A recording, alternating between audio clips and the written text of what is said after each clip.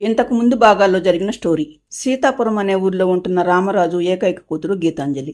ఆ ఊర్లో కూలి పనులు చేయటానికి వచ్చిన రాజేంద్రను ప్రేమించి తల్లిదండ్రులకు చెప్పకుండా రాజేంద్రను పెళ్లి చేసుకుని అతనింటికి వస్తుంది గీతాంజలి.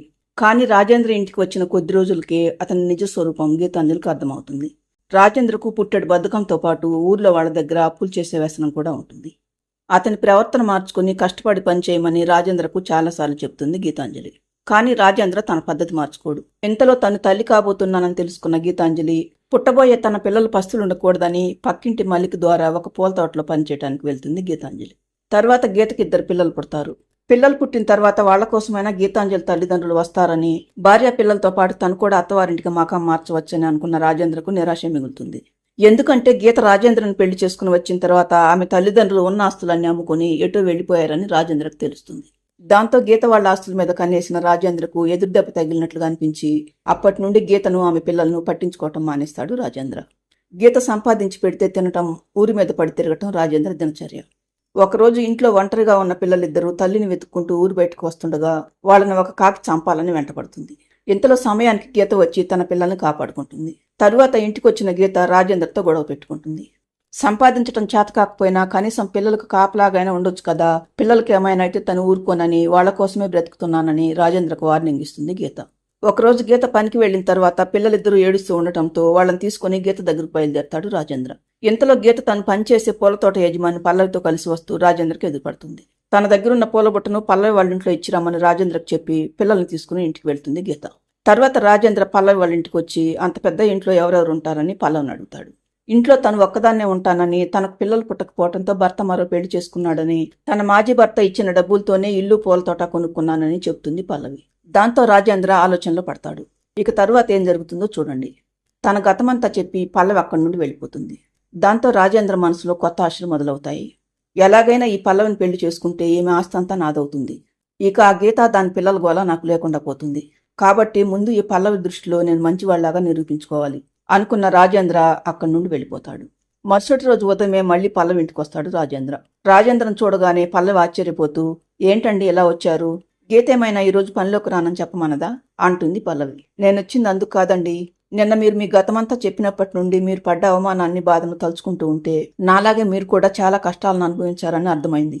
అందుకే మిమ్మల్ని ఒకసారి చూసి మీకు నా సహాయం ఏమైనా అవసరమైతే అడగమని చెబుదామని వచ్చాను అంటాడు రాజేంద్ర. నాకంటే జీవితంలో పిల్లలు పుట్టే అవకాశం లేదని మా వారు నన్ను కాదని మరొక ఆవిడను పెళ్లి చేసుకుని నన్ను వదిలించుకున్నాడు. మరి మీకేమైంది? అందమైన భార్య, ముద్దుగా ఉండే పిల్లలు, అంతా బాగానే ఉంది కదా అంటుంది పల్లవి. పైకి చూడటానికి అలాగే అనిపిస్తుందండి. కానీ నా బాధ అనుభవించే నాకే తెలుస్తుంది. నిన్న మీ గతం గురించి చెప్పారు కదా, ఈ రోజు నా జీవితంలో ఏం జరిగిందో, ఏం జరుగుతుందో చెప్తాను వినండి. నా భార్య ఒక ధనవంతుల ఇంటికి చెందిన అమ్మాయి. నేను వాళ్ళ ఊరికి పని చేసుకోవటానికి వెళ్ళాను. తనే నా వెంటపడి ప్రేమించింది.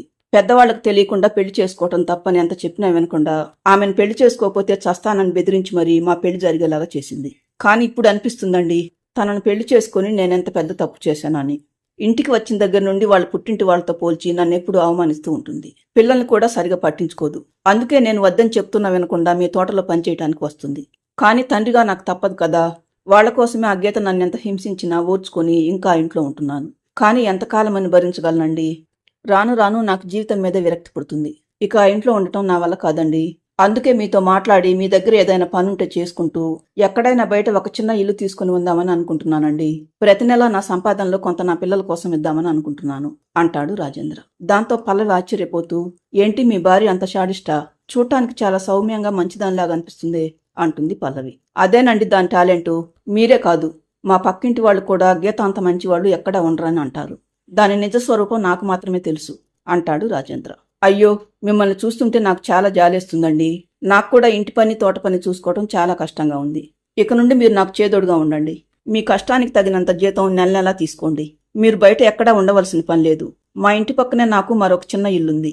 ఇక మీరు అక్కడే ఉండండి అంటుంది పల్లవి. దాంతో తన పాచిక పారినందుకు రాజేంద్ర మనసు ఆనందంతో గంతులేస్తూ ఉంటుంది. ఎలాగైనా రేపే ఆ గీతను, దాని పిల్లలను వదిలించుకుని శాశ్వతంగా ఆ ఇంటి నుండి బయటపడాలని అనుకుంటూ ఉంటాడు రాజేంద్ర.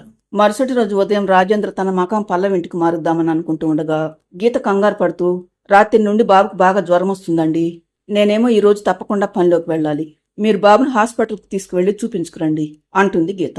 ఏంటి, నేను నీ కొడుకును హాస్పిటల్కి తీసుకువెళ్లాలా? నాకేమీ పనిలేదనుకున్నావా? ఈ రోజు నుండి ఈ రాజేంద్ర నువ్వు అనుకున్నట్లు పనిలేనోడు కాదు. నువ్వు పనిచేసే పల్లవి గారికి కుడి భుజాన్ని. అర్థం కాలేదా? ఇక నుండి నేను ఇంట్లో ఉండటం లేదు. ఆ పల్లవి గారి దగ్గర పనికి కుదిరాను.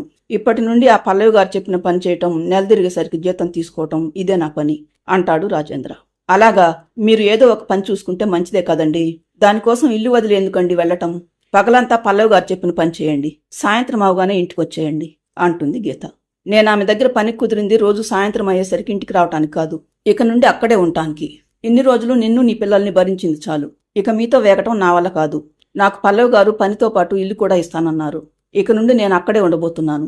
నువ్వు నీ పిల్లలు ఇష్టమైతే ఇక్కడుండండి, లేకపోతే ఏ ఏట్లోనైనా దూకి చావండి. నాకు మాత్రం ఈ రోజుతో మీ పీడ వదిలిపోయింది అని చెప్పి వెళ్ళిపోతాడు రాజేంద్ర.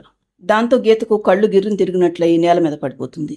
గీత అలా పడిపోవటంతో ఆమె కూతురు బుజ్జి పెద్దగా ఏడవటం మొదలు పెడుతుంది. దాంతో బుజ్జి ఏడుపు వినపడ్డ మల్లిక గీత దగ్గరికి వస్తుంది. కానీ గీత ఉలుకు పలుకు లేకుండా పడుండటంతో, అయ్యో ఏమైంది గీత, కళ్ళు తెరిచి చూడమ్మా అని మల్లిక ఎంత పిలిచినా గీత పలకపోవటంతో మల్లిక హడావుడిగా తన భర్తను పిలుచుకురావటానికి వెళ్తుంది. కొద్దిసేపటి తర్వాత మల్లిక తన భర్త శంకరాన్ని వెంట పెట్టుకుని వచ్చేసరికి గీత అలాగే నేల మీద పడిపోయే ఉంటుంది. బుజ్జి ఏడుపుతో గీత కొడుకు కూడా లేచి తల్లి దగ్గరికి వచ్చి ఏడుస్తూ ఉంటాడు. గీత దగ్గరికి వచ్చి చూసిన శంకరం, ఎందుకైనా మంచిది, నేను వెళ్లి డాక్టర్ని పిలుచుకొస్తాను మల్లిక అని చెప్పి వెళ్ళిపోతాడు శంకరం.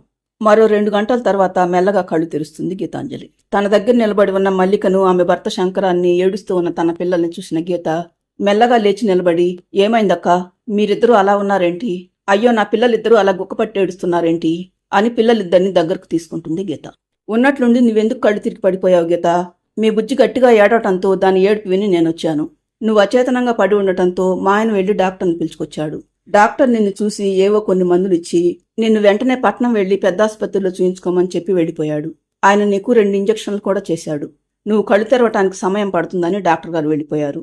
అసలేమైంది గీత, ఉన్నట్లుండి నువ్వెందుకు అలా పడిపోయావు అంటుంది మల్లిక.